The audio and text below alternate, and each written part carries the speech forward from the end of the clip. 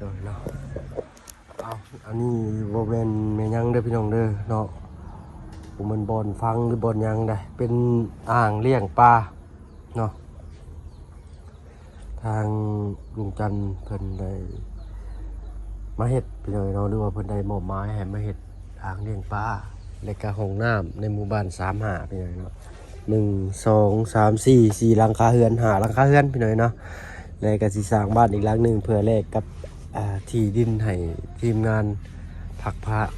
อาศัยพี่น้อยเนาะภายพักหน้าว่าสันซาหลังจากที่เฮาเบิดสัญญาเสาบ้านหลังนั้นพี่น้อยเดี๋ยวจะหน่อยทางมาเพิ่งสิพาไปเบิ่งที่ดินพี่น้อยเนาะหลังจากฝนฟ้าลงร้ายมือเป็นอะไรดินดอนตอนหญ้าเนาะมันสีไหลสีถล่มสีเจือนหรือสีอยู่ดีคือเก่าจังไดก็ไปหับชมกันพี่น้อยเนาะก่อนอื่นพี่น้องเรามาเพิ่งกับทักทายได้พี่น้องเด้อเนาะกับทักทายสบายดีพี่น้องใจดีแล้วก็FCทุกท่านเช่นเคยพี่น้อยเนาะใช่ปะโอ้ดูบอกลำไยหุ่นพี่ลูกกลีนี่แต่ที่ต้องรอให้กินก่อนเนาะกินได้ปะกินได้ปะกินได้เนาะชื่อยังจะชื่อยังฮะไอห้อง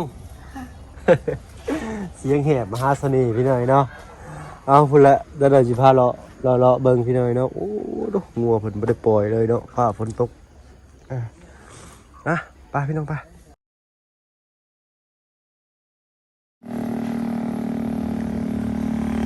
พี่น้อยเนาะนี่แหละทางผ่านไปมาหาสู่พี่น้อยเนาะเส้นทางเลข9เด้อพี่น้องเด้อเนาะทางนั้นลงไปเซโนสวรรณเขตเส้นทางเลข9แลนเห็นไหมพี่เป็นชายแดนเวียดนามไทยลาวเวียดพี่น้อยเนาะขอโทษขออภัยแล้วก็ออกเลี้ยวขวาไปพุ่นขึ้นสู่บ้านดงเลยเลี้ยวขวาออกไปเมืองนองเนาะทาแตงอะไรก็เซกองอัตตปือเนาะปากเซพุ่นแหละเซกองอัตตปือพุ่นแหละพี่น้อยเนาะไปพุ่นเนาะลงไปพุ่นฮอดลาวใต้พี่น้อยเนาะนี่อยู่ในระหว่างนี่พี่น้อยเนาะดินนอนตอนหญ้าที่ทางเมฆเพิ่นได้ให้ไว้เป็นสถานที่พักพิงของทีมงานจะเอื้อนถึกบ่ถึกพี่น้อยเนาะว่าเพิ่นบ่ได้อันนี้เป็นร่องน้ำเป็นขุดพื้นไทยไว้ให้เนาะเดี๋ยวมาเลาะเบิ่งอีกก่อนพี่น้อยเนาะจักสิไปอัปเดตยังไงปะลุงเบิ่งพี่น้อยเนาะ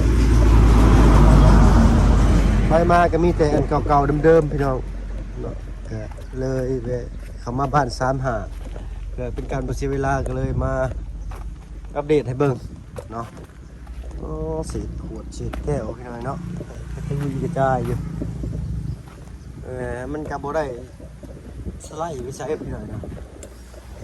มีแต่ตัวเทิงสไลด์ลงมาตามจริงมันฮอดปุ่นเด้อพี่น้องฮอดมันฮอดล่างพุ่นเลย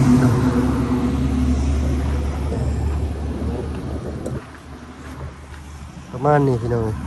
เนาะดินก็ถือว่าเงี้ยนะดีถ้าว่าเราบอกเพิ่นบอสไลด์เพิ่นบ่ขุดคลองอันนี้ให้อุ้ยติดด้วยนี่พี่น้องต้นผักชะอม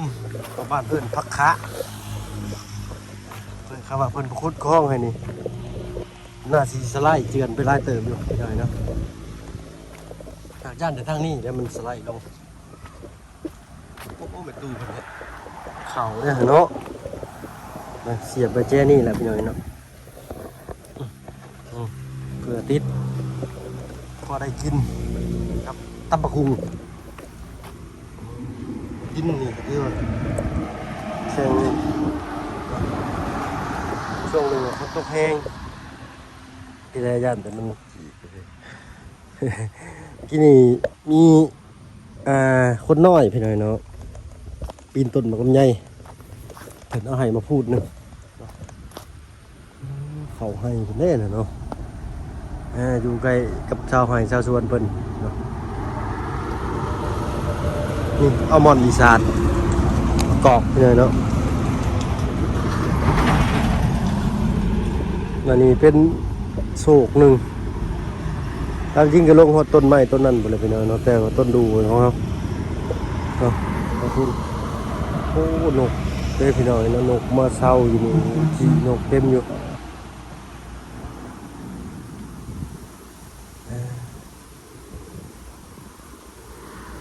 เอาจากมือได้แล้วทีมงานเปิดจะได้พากัน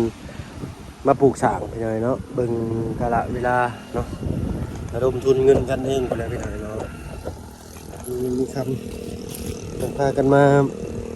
ปลูกบอนอยู่บอนเศร้าเราอยู่แบบนี้ก็เขามาอยู่ตอนนี้มิจะได้กางเต้นแน่นอนพี่น้อยเนาะ เห็ดกระตูบน้อยก็พอได้อยู่ก็ได้หรอกพี่น้อยเนาะไอ้กระตูบพญาเนาะเอามุ้งมากางนอนเย็นเนาะยากกังเว้นก็จะได้ทางป่าไผ่ได้เขาไปอยู่จึงห่มเนี่ยเนาะ เอาที่พี่น้อยเนาะตามจริงก็ลงไปหอดหลุมหมดแล้ว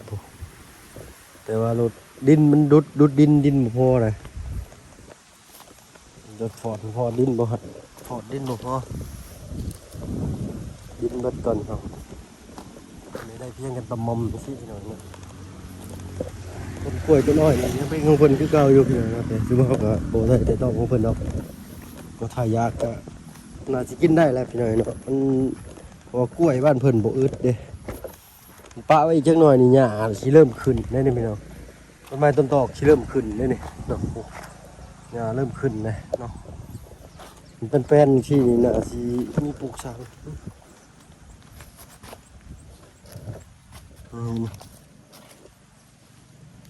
โอ้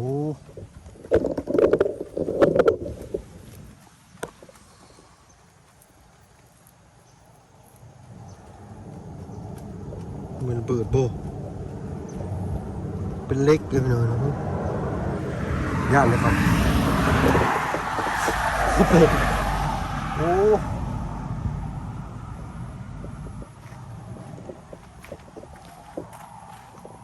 มันระเบิดโป้ยเนาะ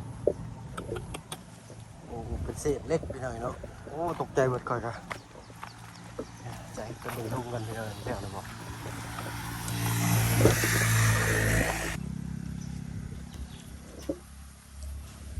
เอาวันนี้ก็เป็นทางขึ้นหมู่บ้าน35จักได้มาเท่าใดเลยเนาะชื่อหมู่บ้าน35นี่ก็ได้ทางลุงจันทร์เป็นพระเอิญพี่เลยเนาะบริเวณมีเลข35อยู่หันบ่หรือว่าบ้านมันมีบ้าน35หลังบ่พี่เลยเนาะแร่ทางขึ้นได้เลยขนาดรถไถยังขึ้นบ่ได้พี่น้องเอ้ยถอดแต่หัวไปส่วนท้ายปะไว้นี่เนาะที่นี่ทั้งลุงได้แกะบล็อกขึ้นไปทั้งครอบครัวหนึ่งเลยเนาะปึ๊บไปแหละ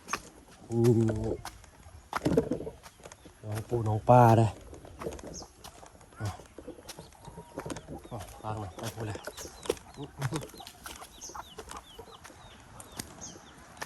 เป็นบ้านน้องงามน้องคนยองเนาะบนเบ้เพื่อนนอนเลยนี่เป็นไรเนาะสอนซาพัฒนาไปเรื่อยๆเนาะสำเรียงแห้งจนกำลังทั้งชาของประสงค์คงจุดประสงค์ของผู้ใหญ่เป็นละเนาะอันนี้ก็เป็นห้องสีหรือว่าหัวสีขนาดย่อมยาวเนาะไว้ทำกลางหมู่บ้านเลยเนาะหมู่บ้านนี้พายากใส่มาใส่ได้เนาะพื้นไฟกับต่อมาจากบ้านหลังนั้นเวลาเสียจะเกิดมาได้โอ้โหมันเป็นเพื่อน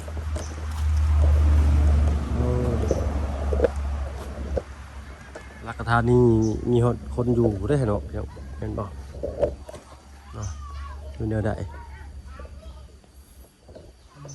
นี่เลยอันนี้เขากลัวหนึ่งเลยเนาะนี่ดูกันเบ้เป็นออกมาเป็นลูกงามเท่ไปหน่อยเป็นโรบิแดงเนี่ยเพราะว่าตัว4-5 แสนอันนี้เราโอ้โหนี่ดิ เป็นอ่างเลี้ยงปลาเนาะหมู่บ้านเป็นหมู่บ้านของครอบครัวหนึ่งเลยต้นกระท้อนได้นี่เนาะโต๊ะกรุงแช่ซะอยู่กูมีคนกินนี่มีคนเก็บไปขาย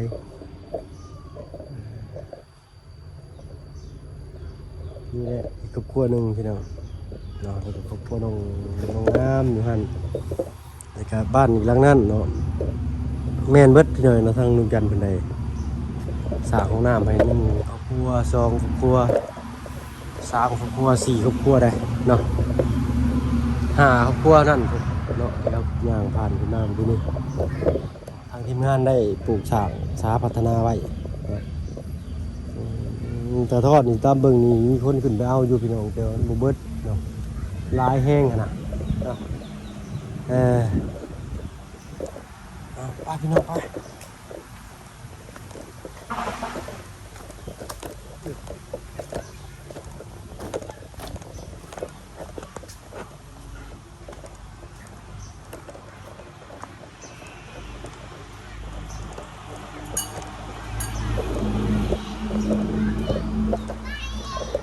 ใช้เพิ่นเอาลงบ่บอกกันได้บอกมาเท่าก้อนเดือยนะ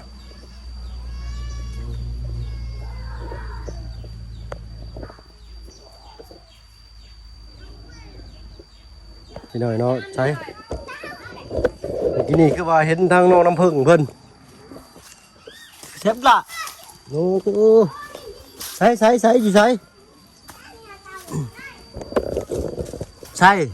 โอ้ย่างได้เนาะสบายดีปะลุงพะเนโน่โอ้เป็นได้แข่งขาเศร้าเลยเนาะ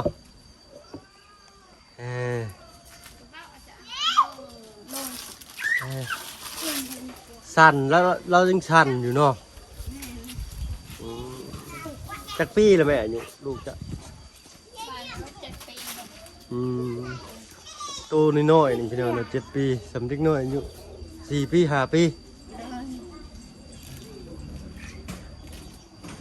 นั่นน้ำเพิ่งกินข้าวเลยบ่กินแล้วเนาะกินขัวตะกะแตนเราสั่นนะแม่เนาะเรายังสั่นอยู่ร่างกายกับเบิ่งคนแข่งคนแคนเรานี่คือผู้ใหญ่ได้พี่น้องแต่ว่าแต่โตเราน้อยเช่าเจ็บหรือบอกขาเจ้าฮะบ่ฮู้เราบ่ฮู้ภาษาบ่แม่ฮู้หน่อยนึงตะดังเนาะเอาใส่ไว้ยังย่างในแขนนั่น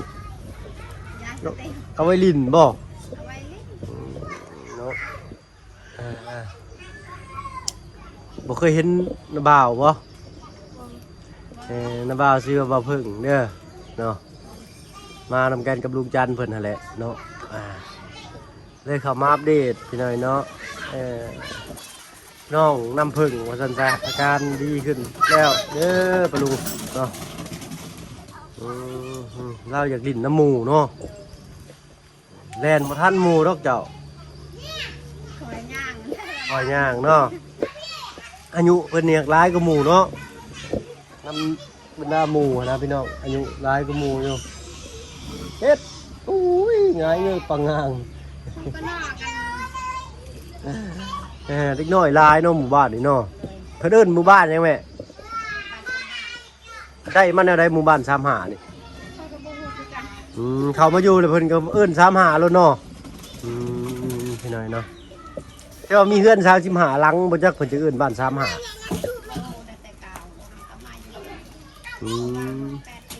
โดยอยู่มา8 ปีแล้วเนาะ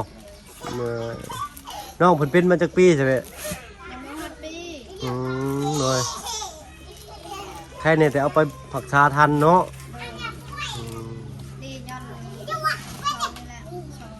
เลยเอาไป